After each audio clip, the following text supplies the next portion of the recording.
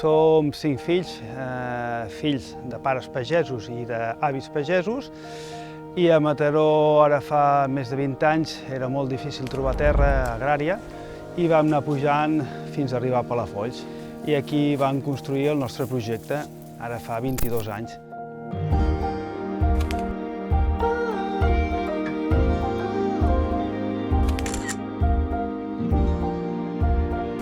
Aquest projecte hi va haver un canvi, ara fa 14 anys, que vam fer d'una agricultura química a una agricultura ecològica, que és el moment que estem ara.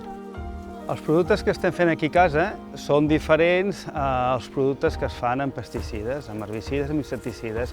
Una agricultura ecològica o agroecològica és aquella agricultura que, a més de respectar la salut d'aquelles persones que s'alimenten amb les nostres verdures que estem fent créixer en aquests camps de Palafolls, alimenta la vida que ens envolta, els ocells, els gripaus, les sargantanes, tota aquella vida que hi ha sota el terra que no veiem. Unes terres que s'havien fet malbé en aquests últims 40 anys d'aquesta agricultura tan agressiva. I llavors, què més no, de poder alimentar-nos d'una altra manera.